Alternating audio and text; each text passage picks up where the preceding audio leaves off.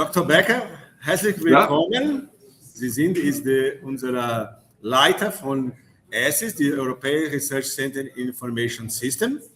Und wir danken Ihnen wegen Ihrem Vortrag. Und dann die Worte ist bei euch. Danke sehr. Okay, thank you very much, Fabio. A very, very warm welcome to everybody who listens to that little lecture, which I put under the headline, The Best of Two Worlds. Now, what do I mean with that? The two mother disciplines of our discipline, information systems or business informatics, how it is also often called, and I think that's even the better name.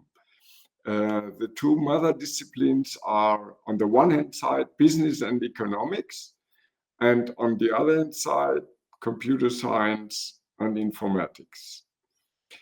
And we combine the content side of business and economics. So we do not deal with geological information systems or with medicine information systems, but with business information systems. And from the computer science side, we learn how to build big systems that are necessary to support business and economics. So how do we do that? We have to see two things. These are data and processes. Every information system that we look at, that we design, that we introduce in a company, we have to look from two perspectives, from the data perspective and from the process perspective. So the data, the single nodes of the information systems that are in a relationship to each other, and the process, so the flow of information through a company.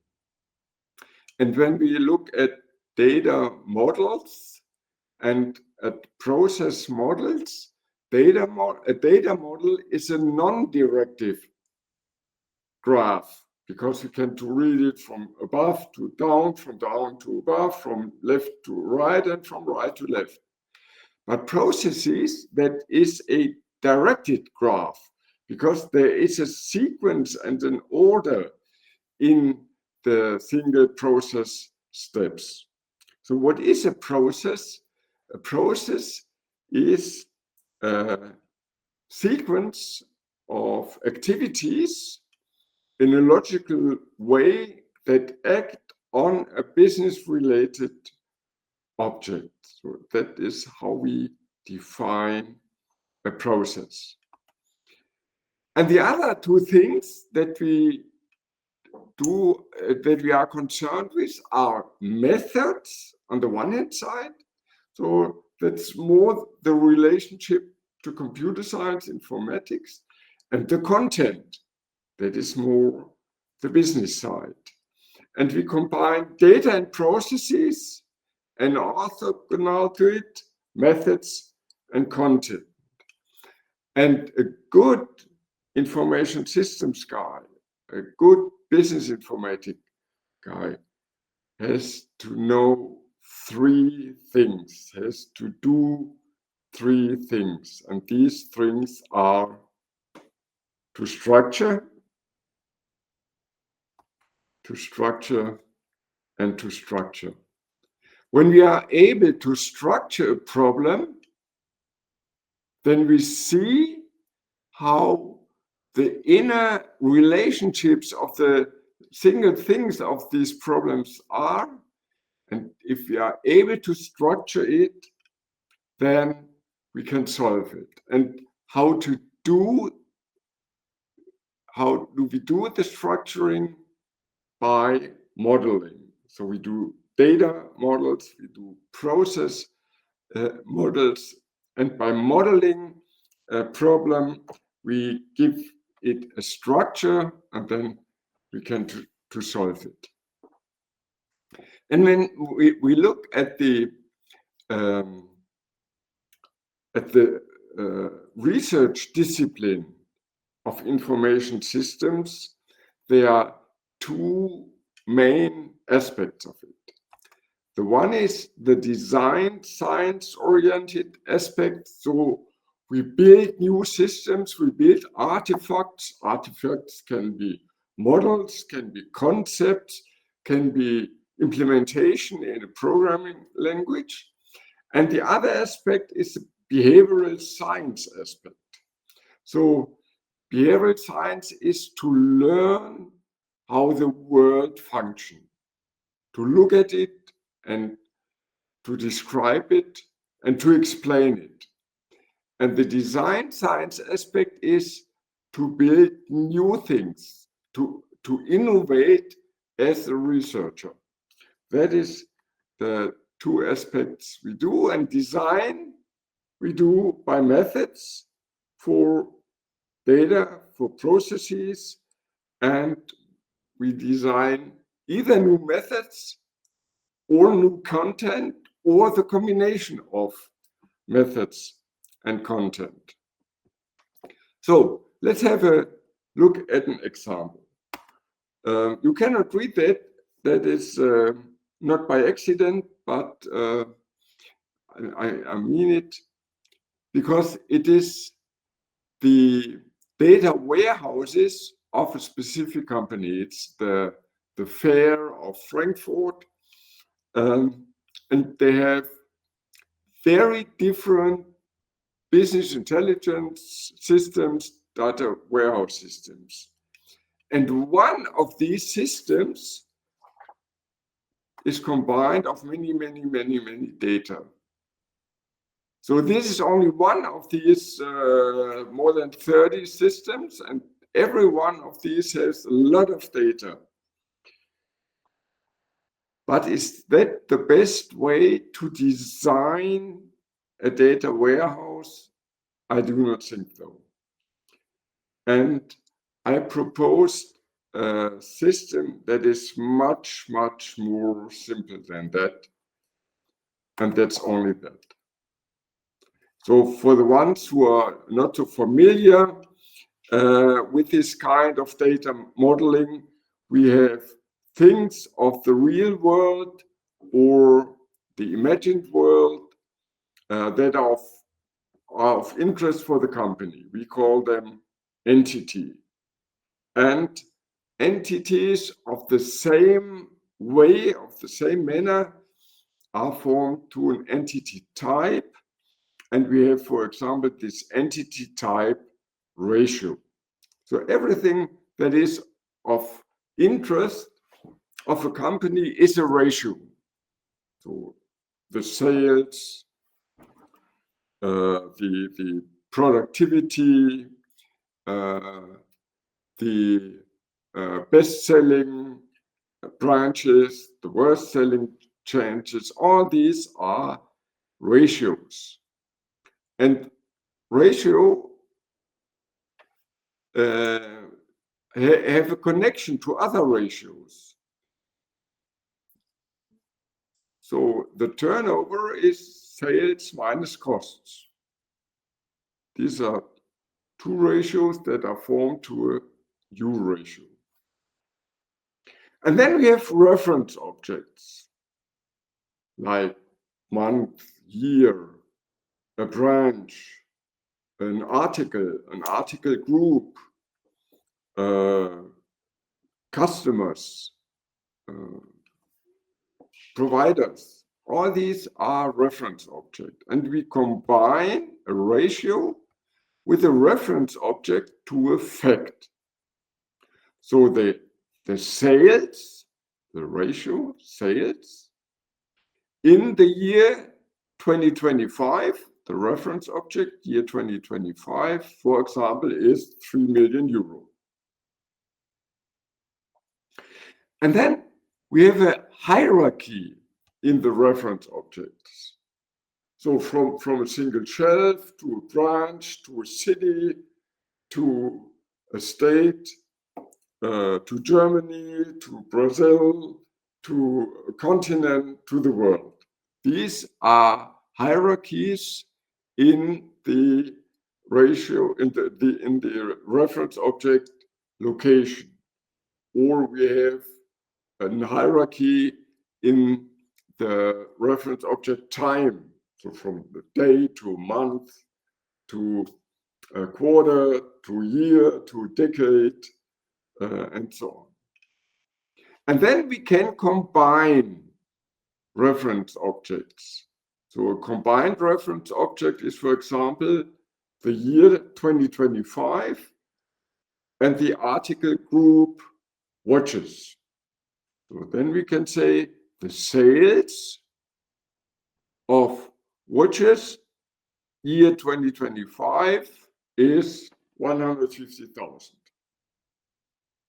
Yeah, so we can combine reference objects through this reference object combination to a combined reference object, and we have a hierarchy.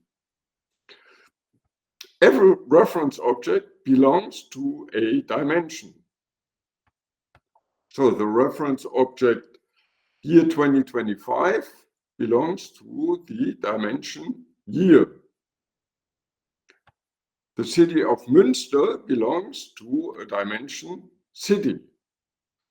And as we have hierarchies and combinations above reference objects, we have hierarchies and combinations above dimensions. And with that very, very simple system, you can build a business intelligence system, a data warehouse. And wherever we did that, we couldn't find anything that should be in a data warehouse that did not fit in this single system by ratios, reference objects, and dimension. That is a kind of structuring. It's a structuring of knowing about what's going on in the company by ratios with their reference objects, with their relationships to time, to article, to location, and so on. And we put that, for example, in the database.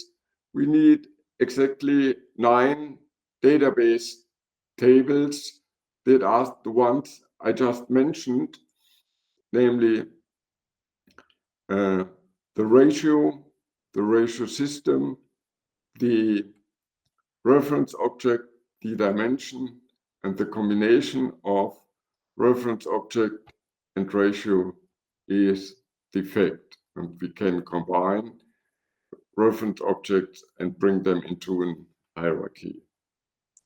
So whenever I talk about data warehouses and business intelligence, the headline is 9 is enough, because we exactly need 9 tables in our database, and every single thing you have to know about the company can put into these 9 tables.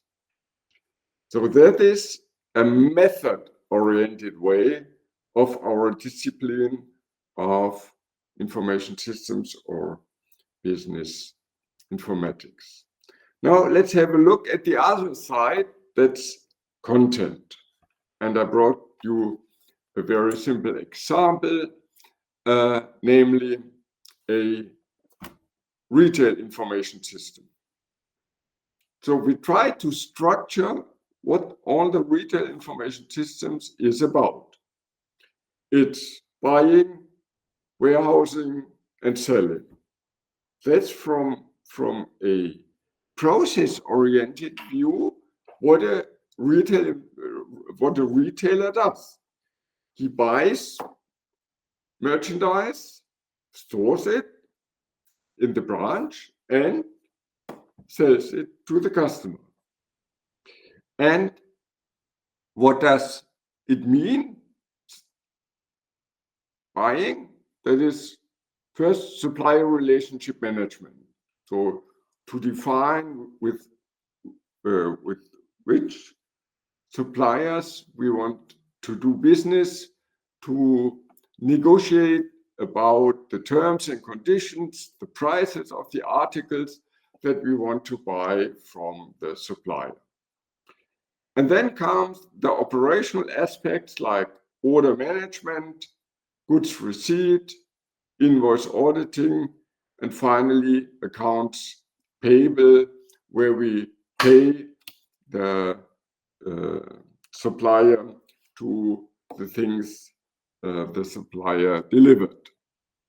And it's exactly equivalent on the right-hand side, the side to the customer, with customer relationship management and the marketing and the 4 Ps of marketing: product, price, place, and promotion.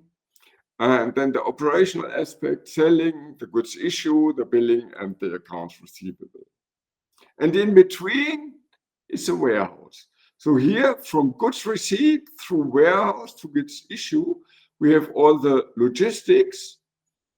And here, everything that is related to the supplier on the left-hand side, and everything that is related to the customer on the right-hand side.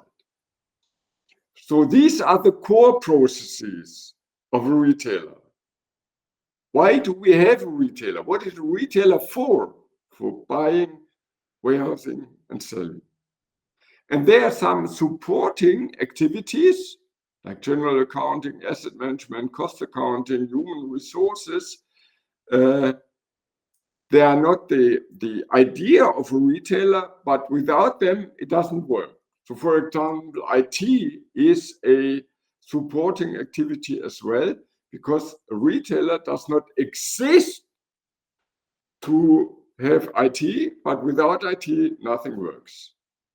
And then we have the management aspects, controlling, business intelligence, and strategic planning, everything that is related on aggregated data, on data that are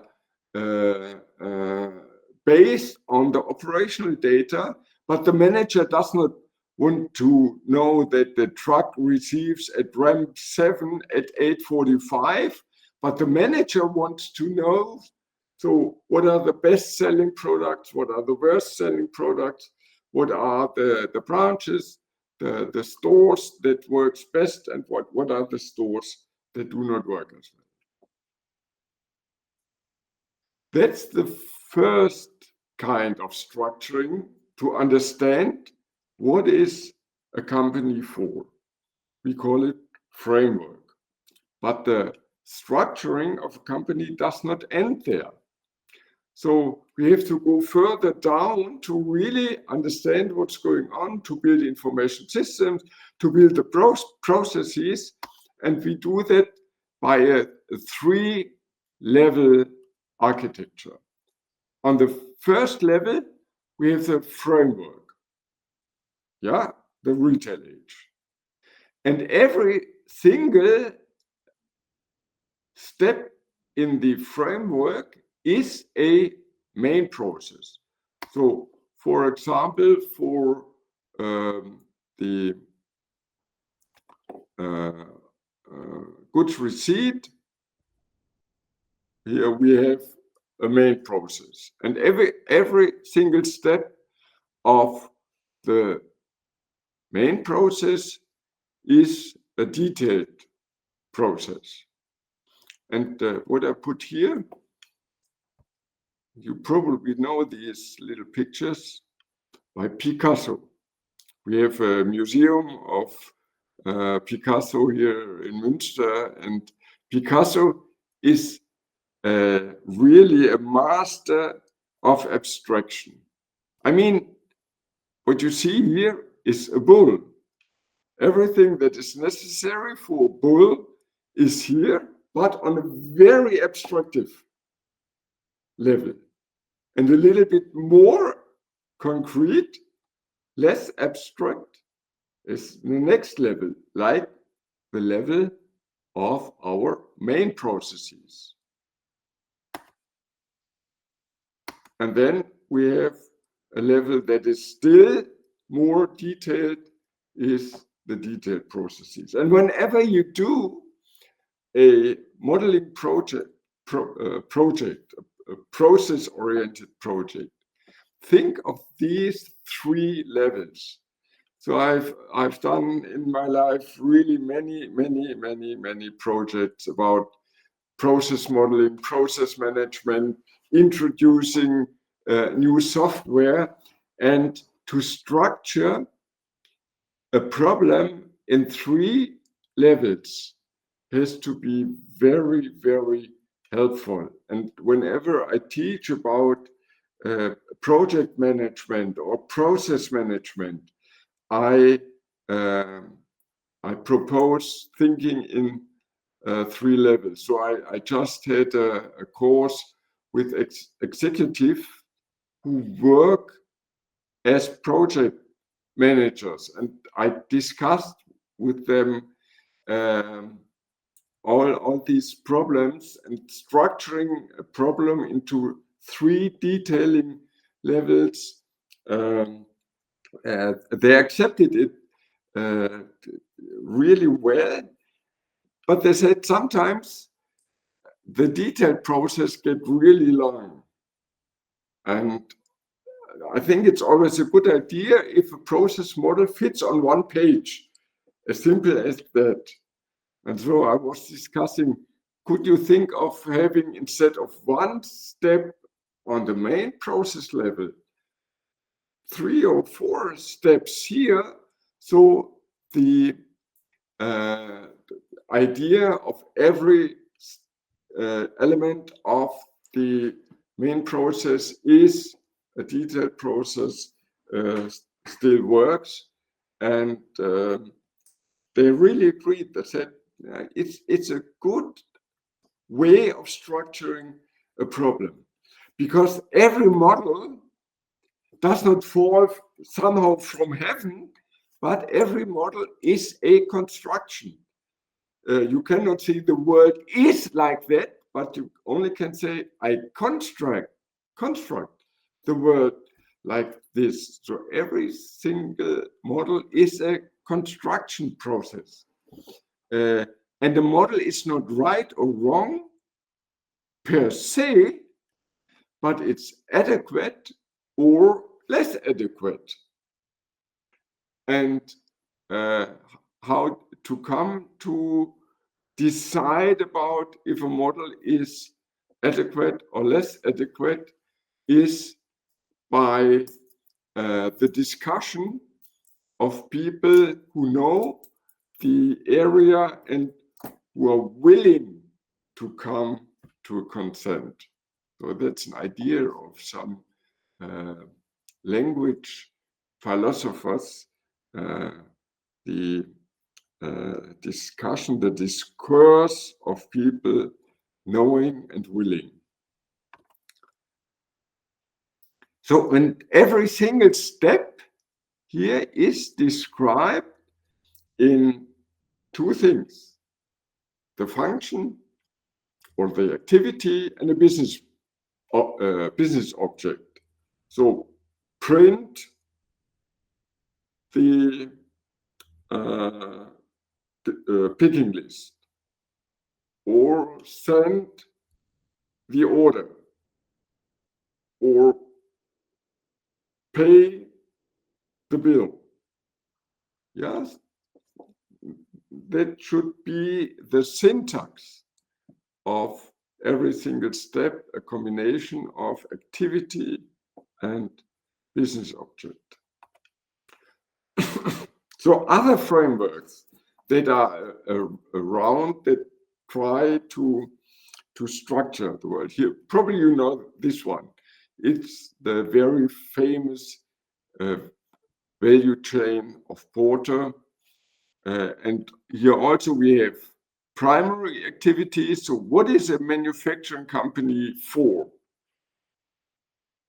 The inbound logistics, so getting all the material that is necessary to build a new product that's done in operation, so the manufacturing part. and then the outbound logistics to bring all that merchandise, all that products to the customer, and then marketing and sales, and the service. So when we sell products that have to be maintained from time to time, some service. And then there are the support activities like procurement, technology, development, HR, human resource, and the infrastructure. And part of the infrastructure, for example, is the location, the housing, the area. And why do we do all that? For the margin, to have money at the end of the day. So that is Porter's value chain as a very famous framework, or the one that is even more describing the heart of a manufacturing company by production planning and production control, so the more organizational functions, and the technical functions, product planning and product manufacturing. And when we look at it at a little more detailed level, it's the order control, the requirements planning. So how many products do we want to sell to the customer? And then the material management to see when we have these end products and so many end products that we want to have over time, how many of our material do we need? And then the capacity planning, capacity adjustment, and the order release. And the production control is the detailed scheduling. So which single step of the plan we have to make here is then to be built on a specific machine, the operational data collection, the data analysis, and finally the dispatch control. And when we have a look at the more technical functions, it starts with all the product requirements. Then we have the product outline, the product design, the process planning, and finally the numerical control or the computerized numerical control programming, the robot programming.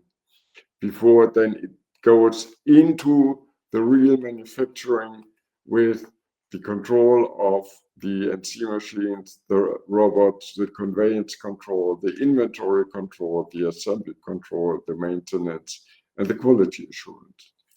What you see, we combine methods and content.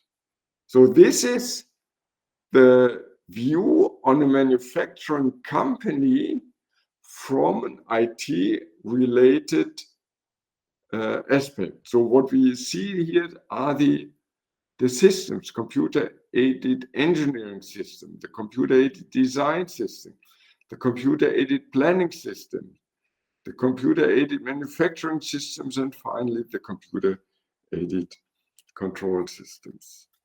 And for example, when we see a single function, a single activity of all these, and want to see how are the interfaces to all the other functions of a manufacturing companies, there are really many. So material management, all the interfaces to the other things are like that.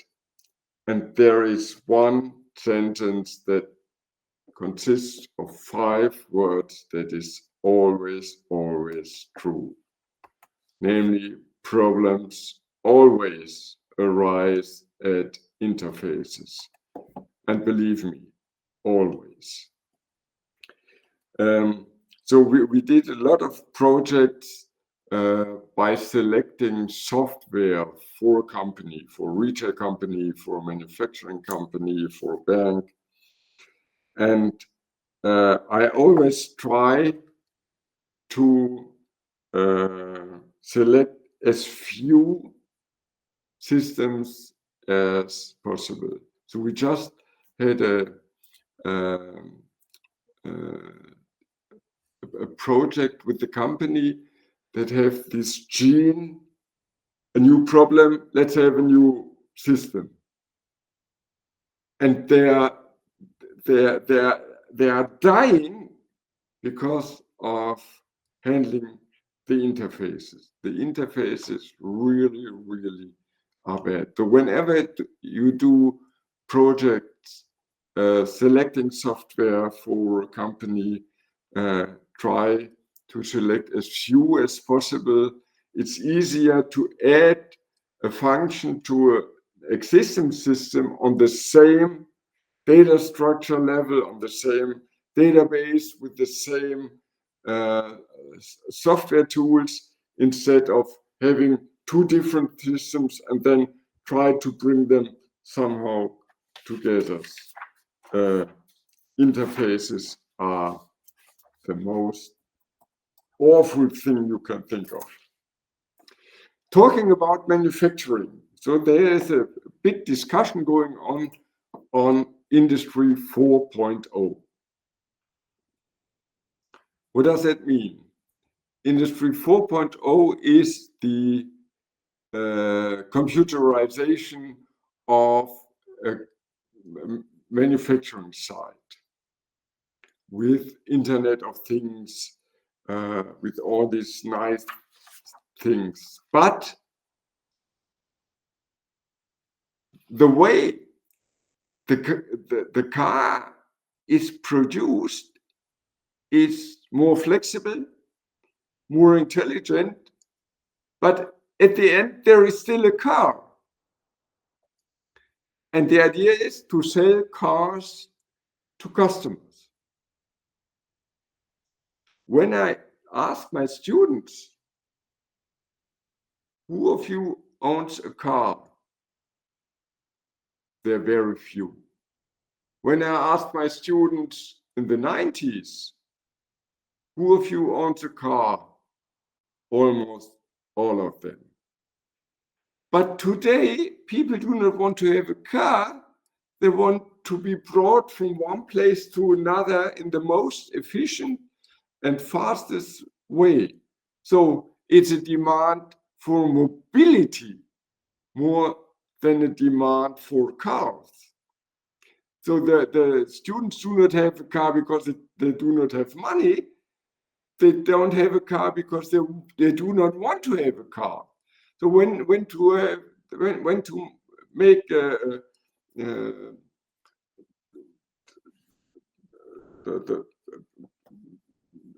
want to buy things for the whole week, they have a car sharing car. If they go further one, they go by Flixnet or by train. So it's a question of mobility and not a question of car.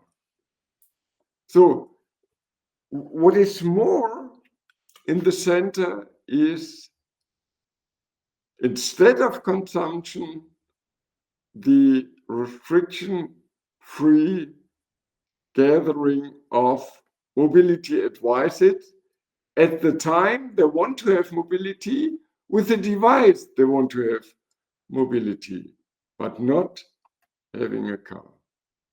Also, to use an infrastructure instead of owning a car. And all these activities that are necessary, we need a lot of information systems. So selecting mobility at a time works.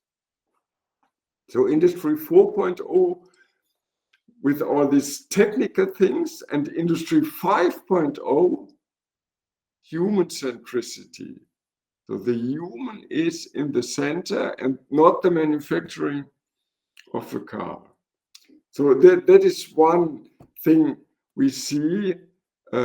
Industry 4.0, Industry 5.0, we are going to talk a little bit on government 5.0 a bit later on.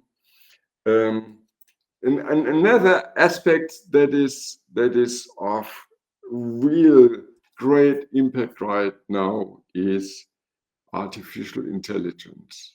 And there are two aspects of artificial intelligence, namely the symbolic way and the sub-symbolic way. So symbolic way is what we call expert systems. So if there are rules, if that happened, do that. If that happened, do that. Expert systems. Every single rule has a meaning. With sub-symbolic artificial intelligence, we have these nodes, so these neural networks, these nodes and the connections between the nodes, but the node itself does not have a meaning. Therefore sub-symbolic artificial intelligence. Most of the things we look at it right now, like generative AI, like OpenAI, ChatGPT, and so on, is sub-symbolic artificial intelligence. But there are still many systems around that use symbolic artificial intelligence, so rules, expert systems. Isn't that a great picture? This picture consists of 130,000 nodes. 130,000 nodes, 130,000 nodes. And every node is a rule. And we have a system here for the input of for specific text. And this is the input of this income tax for companies. It's only the input into the system. It's not the calculation of the tax.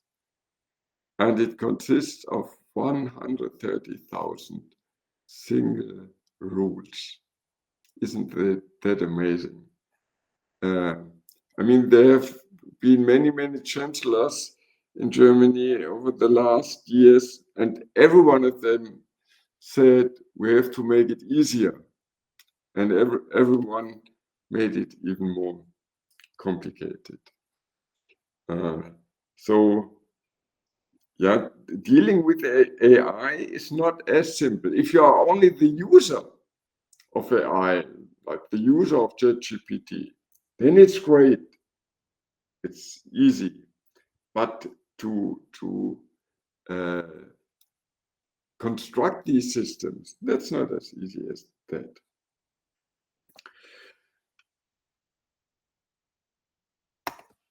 That's a nice guy, Albert Einstein. You probably know him.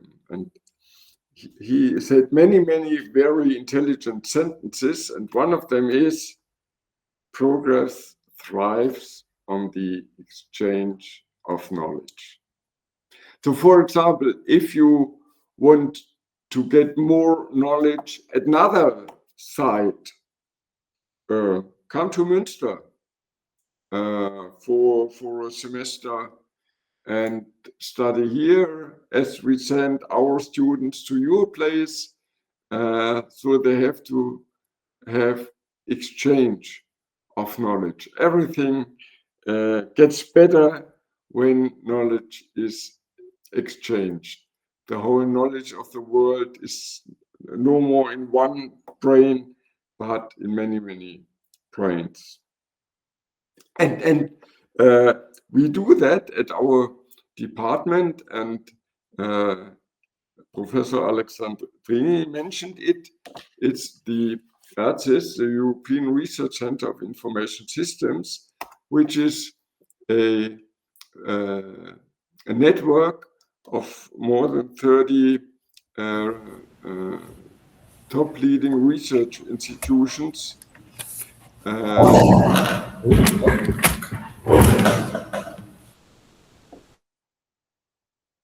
Okay, I just heard somebody else. This gives a lot of opportunities to our students to get the exchange of knowledge from other ones. And what we do ourselves is working with others, for example, in a research unit that is funded by the German Research Foundation about the digital city of the future. So we have 4 areas of research: social cohesion, reliable administration, informal education, and transformative governance. And there are 8 professors with their research groups that work on the idea how a digital midtime city of the future should look like. And one aspect of that is public administration. How is public administration done today? Each office has individual ways of interfaces to communicate, and so whenever you have a new problem, you have to have a new system to work with, or to go a different place to handle it. So it's really complicated. Citizens must repeatedly provide their data for each office individually. And the once only principle, so give your data once and that's it, then it is at the public administration, and you don't have to give it again and again and again and again. Is one of the ideas to make life more simple. And as I was talking about Industry 4.0, we also think of the City 4.0. And what do we mean by that? It's a city without restrictions that support the livability. And the livability as concerned to safety, to health, to employment, to infrastructure, to culture. And the restriction is the relationship between a constraint in relation to livability by a stakeholder. A stakeholder can be a citizen or an organization. And constraints are constraints of availability. So service is not available at all online. Or awareness of a service is offered, but you cannot find it. Or a constraint of accessibility. So it's to economically non-accessible a specific service, or by time or by location. And there are some trade-offs between restrictions. So look at the city of London. We had traffic jams there all day long. And then they introduced a toll.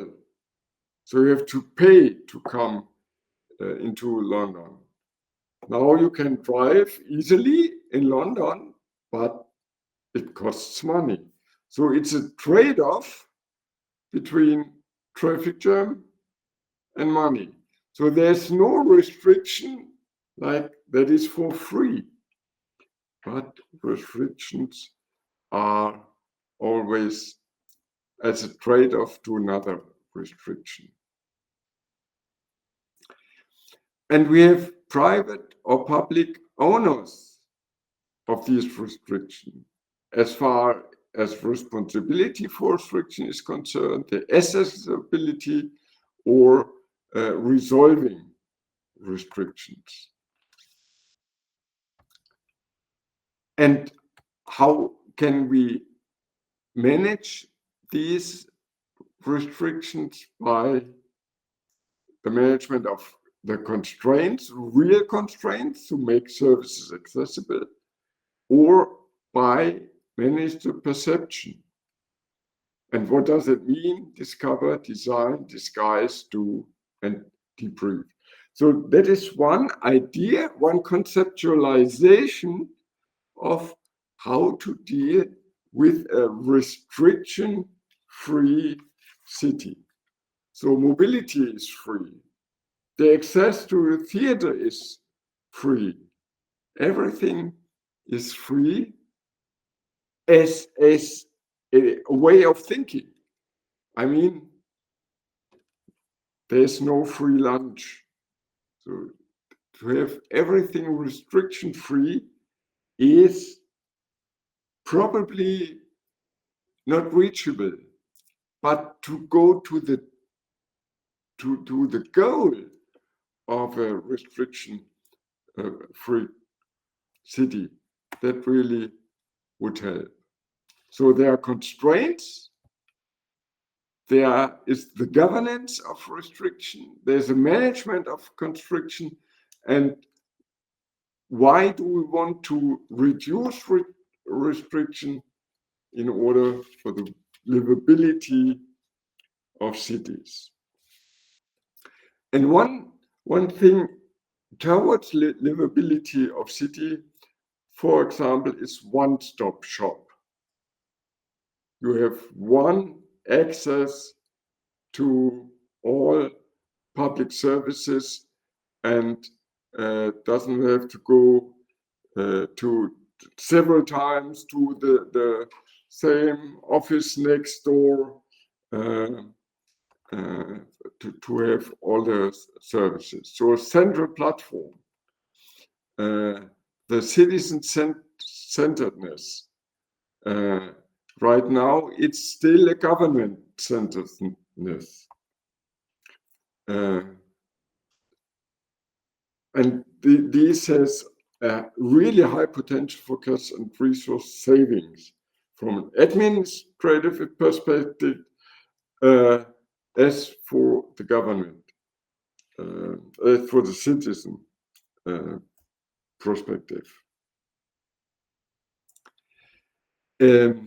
And even better than one-stop shop is no-stop shop. For example, what they have in Austria, when a new child is born, the parents get their children allowance without any form to fill out, without any online form. They just get the money. Because from the law, they have the right to get that money, and so they get it without doing anything. No stop shop. So wherever it's necessary to have this proactive approach for no stop shop. Right now, it's so we were talking about B2C, business to customer or business to business. From a governmental point of view, what we see right now is government to citizen. And it would be much better to have citizen to government. So the citizen in the center, and everything that government offers is offered by a single platform, so citizens can have access to. So when we look at this, this is only one aspect of the City 5.0, the citizen-centeredness. And if we look at all these aspects and these different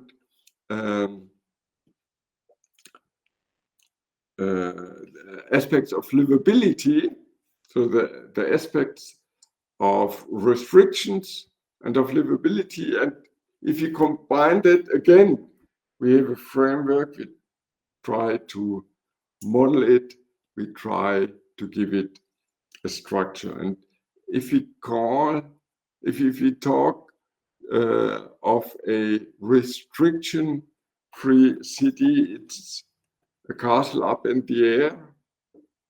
Sure, it is. It is. A castle without restriction is an ideal state. So medicines work for eternal life of people. That never will happen. But research is going on to have an idea, and the restriction-free city is an ideal state, and all we can do is going into the direction of that. Probably this state can never be reached. The everlasting life never will be reached. But the medicine works into the direction of a everlasting life. Innovations comes through the provision of a goal rather than its achievement. And finally, many conceptual approaches are often aspirational and unrealistic. Nonetheless, striving to achieve this ideal state is a driving force for innovation. And here in the case of City 5.0, livability, to make a city as livable as possible. So my little lecture should show you what way of problem solving there is, looking at data, looking at processes, looking at methods and content, and how to look at it, to structure. How do we structure a problem? We model it. I showed you some modeling perspectives for data with the entity-relationship model and entities and relationships, and some ideas for process modeling. So how to process a company, how to model a company in processes, how to do a project for processes, and giving insight into some content things like retail or manufacturing or government. So probably some of the things you've seen before, maybe the one or the other aspect was new, and I thank you very, very much to have listened to me for that long time. Thanks very much.